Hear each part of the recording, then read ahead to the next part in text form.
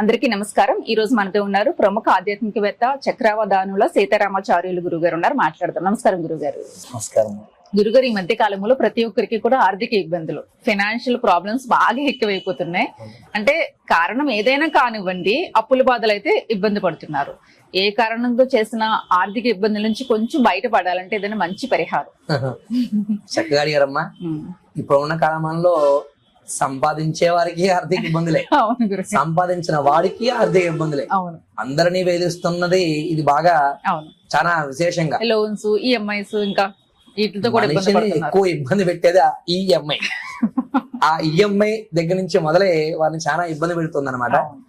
అయితే ఈ ఆర్థిక ఇబ్బందులు కూడా కొన్ని, అందరూ కూడా ఆర్థిక ఇబ్బందులు కొని తెచ్చుకుంటున్నారు అనమాట. ఏ విధంగా? సహజంగా మన సంపాదన నెలకి ఒక 20,000 ఉన్నాయా, 30,000 సంపాదిస్తున్నావా, ఒక 50,000 సంపాదిస్తున్నావా, 1,00,000 రూపాయలు సంపాదిస్తున్నావా? ఆ 1,00,000 రూపాయలు తగ్గట్టుగా అసలు మన ఈ యొక్క నెలలో నిలబడికి ఎలా నడుస్తున్నాం, ఏ విధంగా ఉంది, తర్వాత భవిష్యత్తు కాలంలో మన చేతిలో డబ్బులు లేకపోతే మనం ఎలా అనే ఆలోచన ఈ ఇప్పుడున్న కాలమానంలో ఎవరికి లేదు. నేను సాఫ్ట్వేర్, 1 lakh నాకు శాలరీ అనగానే వెంటనే కాస్ట్లీ కారు, వెంటనే హౌస్, ఇంకా చెప్పాలంటే ఇంకా ఒకటి కాదు 2 కాదు, ఇంకా వాళ్ళకి నచ్చినటువంటి ఐటమ్స్ అన్ని కూడా కొనేసి చివరికి 1,00,000 రూపాయలు సంపాదించిన చివరికి నెల వచ్చేసరికి కనీసం ఇంట్లో వారు ఏమైనా అనారోగ్య పాలైతే హాస్పిటల్కి వెళ్ళి ఖర్చు కట్టుకునే పరిస్థితికి ఈ రోజులో చాలా మంది ఉన్నారు చెప్పాలంటే. ఎందుకని? ఇదంతా ఆశ. మనిషి ఈ రోజుల వారంలో తన కోసం బతకట్లేదండి, తన పక్కవారి కోసం, తన ఎదురింటి వారి కోసం, తన బంధువుల కోసమే బతుకుతున్నారు చెప్పాలంటే. అది ముందు మానుకోవాలి. ప్రశాంతమైన జీవనం ఏంటి అంటే తృప్తి. మనకి ఏమున్నదో అది కాస్త మనం తృప్తి ఎప్పుడైతే చెందుతూ ఉంటామో అప్పుడు మనకి ఆటోమేటిక్ అన్ని సరిపోతూ ఉంటాయి. తృప్తి లేకపోతే 1,00,000 రూపాయలు వచ్చినా కూడా హ్యాపీనెస్ ఎక్కడుంది? ఉండదు కదా. అలా ఈ ఆర్థిక విషయంలో చెప్పాలి అంటే ప్రతి ఒక్కరు కూడా, నీకు నెలకు 30,000 నువ్వు సంపాదిస్తున్నావు, 30,000లో నీ ఇంట్లో మొత్తం అన్ని చూసుకుని మిగతాది కనీసం ఎంతో కొంత దాన్ని సేవింగ్స్ లో వేసుకుంటే దాని దగ్గరగా మీకు మార్గం దొరుకుతుంది. అలా కేవలం అత్యాశ, మనిషి అత్యాశ వల్లే కొని తెచ్చుకుంటూ ఉన్నారు ఒక కారణం. మరి ఇలా ఆర్థిక విషయాల నుంచి బయటపడాలని చాలా మంది, మాకు డబ్బులు వస్తాయండి, ఇంట్లో నిలవట్లేదు, వెళ్ళిపోతాయి, అనవసరమైన ఖర్చులు అయిపోతూ ఉంటాయి, కావాలని చేసుకుంటూ ఉంటారు, అనవసరంగా వృధాగా చేసుకుంటూ ఉంటారు. ఇంకో విషయం కూడా చెప్తున్నానండి, అనవసరమైన వృధా ఖర్చు ఎలా చేస్తానంటే ఈ యొక్క ఆర్థిక ఇబ్బందుల్లో దారిద్ర్యాన్ని కొని తెచ్చుకోవడానికి కూడా ఒక కారణం.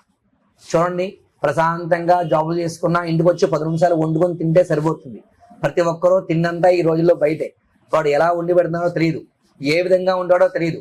మన ఇంటికి వస్తే చక్కగా ఫ్రెష్ అయ్యి చక్కగా నీట్గా అన్ని కడుక్కుని మంచిగా తింటూ ఉంటాం. మరి చూడండి, దానివల్ల అనారోగ్యం. వచ్చే సంపదనంతా కాస్త నిలుచున్నామంటే అది హాస్పిటల్ పాలవదు. ఈ రోజే ఒక జాతకం చెప్పావు ఉదయం పూట, పంతులు గారు చక్కగా సంపాదిస్తా అండి, నాకు 2 లక్షల దాకా వస్తూ ఉంటుంది, కానీ 30వ తారీఖు రాగానే మళ్ళీ ఆ 2 రోజుల్లో ఏమైనా ఆర్థిక ఇబ్బంది వస్తుందంటే భయం వేస్తుందండి, ఏమైనా కట్టాలనిపిస్తే. అంత సంపాదిస్తున్నా చేతిలో నాకు చాలా ఇబ్బంది పడుతున్నానండి అని ఆయన ప్రశ్న కూడా ఇలాగే వేశారు మీలాగే. ఇవన్నీ పరిగణించాలంటే ఒకటే దానికి మార్గం. ముందు నెలసరి మనకి ఎంత వస్తున్నాయి, దాంట్లో మనం ఎంత ఖర్చు పెడుతున్నాం, ఎంత వృధా ఖర్చు పెడుతున్నాం తప్పకుండా ప్రతి ఒక్కరూ ఒక ప్రణాళిక ఇంట్లో రాసుకోవాలి. ఒక బుక్లో భార్య అయినా భర్త అయినా రాసుకోవాలి. అలా రాసుకుని దాని క్రమేపీ వెళ్ళడం చాలా విశేషమైంది. ఇదే కాకుండా పూర్వం తెలుసా అండి మీకు, ఒక పంట వచ్చింది అనుకోండి, పంట డబ్బులు చేతికి రాగానే ఏం చేసేవారండి, ముందు ఇంట్లో పూజ గదిలో పెట్టేవారు. ఆ డబ్బులు ఆ పూజ గదిలో పెట్టి దాంట్లో వచ్చిన ధనాన్ని కాస్త తీసుకొని మరి గ్రామంలో గుడికి వెళ్ళి గంట కొట్టి స్వామికి విశేషంగా పూజాది కార్యక్రమాలు చేసుకొని కాస్త పంతులు గారికి హుండీలో వేసుకొని ఆ పంట కాస్త దాంట్లో ధాన్యం ఏదో భగవంతుడికి అందించి ఆ తరువాతే ఆ వచ్చిన సంపదనే ఖర్చు పెట్టుకునేవారు. చేస్తున్నాం ఈ రోజుల్లో మనం చెయ్యట్లా. వచ్చిన సంపద ఈ రోజు మనకి 1వ తారీఖు 2వ తారీఖు బ్యాంకులో అకౌంట్ లో పడిందంటే ఫస్ట్ వాడికి వెంటనే లెక్కేస్తుంటాడు. నాకేమి ఆ పడిన 10 నిమిషాలు మొత్తం అన్ని కట్టేస్తారు. వాడికి కూడా భయం, ఇది మళ్ళీ ఏ మీద కట్టకుండా వేరే దానికి వెళ్ళిపోతే తర్వాత నేను ఎక్కడ వెతుక్కోవాలని. అందుకోసమే చక్కగా మనం కూడా మారాలి. నెలంతగా వచ్చేవంటి సంపదని కనీసం మన పూజ గదిలో ముందు పెట్టుకోవాలి. చక్కగా నమస్కారం చేసుకొని అమ్మా నువ్వు కటాక్షించి ఈ సంపదలో ఇంకా సంపద వృద్ధి చెందాలి, తర్వాత నా భవిష్యత్తుకి నా పిల్లలకు కూడా సంపదను నువ్వు అందించాలని చక్కగా కుటుంబం అంతా నెల సంపాదన రాగానే ఇంట్లో పూజించాలి. చూసారా, అందుకోసమే అనుగుణంగానే ఈ పౌర్ణమి అమావాస్యలు కూడా ఎంతో విశేషంగా మనకు పనిచేస్తూ ఉంటాయి. అలా సంపాదించిన తర్వాత ముందు మన ఖర్చులు పక్కన పెట్టి రాగానే సకల దరిద్రాన్ని కూడా నివారణ చేసి మన ఆదాయాన్ని ఇంకా పెంచే రూపేణా మనకి అనుగ్రహించాలంటే మనకన్నా పేదవారు లేని వారు ఎంతో మంది ఉన్నారు. అన్నీ మనం ఉన్నా కానీ ఇంకా లేదని మనం ఆతపడుతున్నాం, కానీ అది కూడా లేక ఇంకా ఇబ్బంది పడేవారు చాలా మంది ఉన్నారు. అరే అలా ఉన్నప్పుడు మనం ఏం చేయాలి, అలా ఆపదలు వారికి చక్కగా వారందరికీ కూడా ఏదో మీకు తోచింది కాస్త వారికి పక్కన పెట్టాలి. దైవ కార్యాలం కోసం పక్కన పెట్టాలి. ముందు ఈ రెండు పక్కన పెట్టిన తర్వాతే మన సంపదలు మనం ఖర్చు పెట్టుకోవాలంటండి. నిజంగా ఆ విధంగా మనం చేయగలిగితే ఏమవుతుందండి, మాసంలో మనం తెలియక ఎన్నో తప్పులు చేస్తూ ఉంటాం, దాంతో కొన్ని ఇబ్బందులు దారిద్ర్యాలు వస్తూ ఉంటాయి. ఎప్పుడైతే మన ఇంటికి మనం సంపాదించిన కష్టం వస్తుందో దాన్ని తీసి భగవంతుడికి కాస్త లేని వారికి కాస్త తీస్తామో తెలియకుండా కొన్ని దారిద్ర్యాలు వాటితో వెళ్ళిపోతూ ఉంటాయి. వీరికి మళ్ళీ సంపద విశేషంగా కలుగుతూ ఉంటుందన్నమాట. దానివల్ల కూడా చక్కటి యోగం కలిగే మార్గం కూడా ఉంటుందన్నమాట. అందుకోసం అందరూ కూడా ప్రతి మాసం మనం సంపాదించేందుకు ముందు గృహంలో పెట్టుకుని ఆ తర్వాత వారి కోసం తీసినది ఖర్చు పెట్టుకోవడం ఎంతో విశేషమైంది.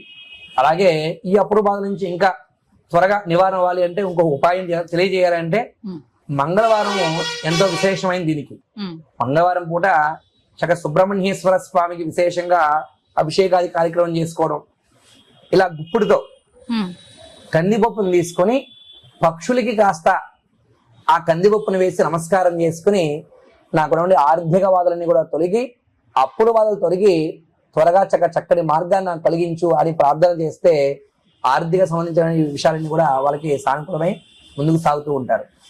ఇంకో విషయం, అప్పులు ఎక్కువ ఉండి ఆర్థిక ఇబ్బంది పడుతున్న వారు రాత్రి పూట పెరుగు తిరంగంగా ఉంటే చాలా మంచిదన్నమాట. వారు పెరుగు తిరంగంగా ఉంటే త్వరగా ఆ ఆర్థిక విషయాల నుంచి కూడా బయటపడి త్వరగా కోలుకునేటువంటి యోగం కూడా దానివల్ల కలుగుతుంది అని మనకి తెలియజేస్తూ ఉన్నారు. అలా ఆ రోజున గుప్పెడితో కందిపప్పుని చక్కగా పక్షులకు వేయడం, ప్రతి మంగళవారం సుబ్రహ్మణ్యేశ్వర స్వామికి విశేషంగా అభిషేకం చేసుకోవడం, ఇంకా చెప్పాలంటే మనకు అప్పుల బాధ త్వరగా తీరడం కోసం కూడా కుదిరితే మంగళవారం రోజున అప్పు తీర్చే ప్రయత్నం చేస్తే ఇంకా మంచిది.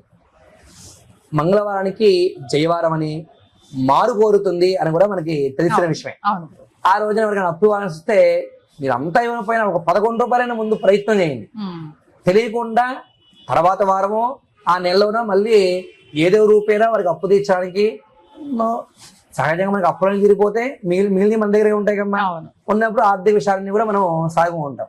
అలాగే ఏ విషయమైనా సరే వచ్చిందంతో తృప్తి చెందాలి అనే ఒక ఆలోచన కలిగితే అన్నీ బాగుంటాయి. అది కలగనప్పుడు ఎంత సంపదలు వచ్చినా అన్నీ ఆవిరైపోతూ ఉంటాయి. ఏదో బూడిదలో పోసిన పన్నీర్ లాగా అన్ని కూడా మాయమైపోతూ ఉంటాయి. అందుకోసం చక్కగా అందరూ కూడా మనకు వచ్చిందంతా మనం వృధా ఖర్చు ఎందుకు పడుతున్నాం, అవసరమైన ఖర్చులు ఏంటి, మన భవిష్యత్తు మనకి సంపద ఎంత ముఖ్యం అనేది ప్రతి ఒక్కరూ ప్రతి ఇంట్లో బుక్ పెట్టుకొని రాయాలి. అది రాస్తే ప్రతి ఒక్కరికి ఒక నిబద్ధత ఉంటుంది అనమాట. తద్వారా కూడా చక్కగా దాని నుంచి బయటపడే అవకాశం ఉంటుంది. ఫైనాన్షియల్ గా ఎలా ఉండాలని ప్రతి విషయాన్ని కూడా మాట్లాడారు మీరు. అంటే ఫైనాన్షియల్ ప్లానింగ్ ఉండాలి, ఎంత ఖర్చు పెడుతున్నామో ఎంత సేవింగ్స్ మన కంట్రోల్లోనే ఉండాలి. అంతే కదా, తప్పకుండా ఉండాలి. ప్రతి ఒక్కరు కొంచెం దాన ధర్మాలు చేయాలి. తప్పకుండా మనిషి ఏమున్నా లేకపోయినా ఒక క్రమశిక్షణ ఉండాలి. ఆర్థిక విషయంలో మాత్రం తప్ప క్రమశిక్షణ ఉండాలి. నీకు ఆర్థిక విషయంలో క్రమశిక్షణ ఇప్పుడు లేకపోతే మనకి ఆపద కలిగినప్పుడు అది మనం బాధిస్తూ ఉంటుంది. మనకి ఆపద అయినప్పుడే దాన్ని జాగ్రత్త చేసుకుంటే తర్వాత మనకి ఆపద వచ్చింది అదే మనం రక్షణ చేస్తుంటుంది. అది మనం తప్పకుండా గుర్తు పెట్టుకోవాలి. చాలా ప్రాక్టికల్ గా రియాలిటీగా చెప్పారు గురువు గారు. ప్రతి ఒక్కరు ఇవన్నీ ఫాలో అవ్వాలి ఖచ్చితంగా. అయితే ఎవరికి ఆర్థిక ఇబ్బందులు ఉండవు ఇలా ఫాలో అయితే. అంతేగా మరి. నమస్తే గురు. నమస్కారం.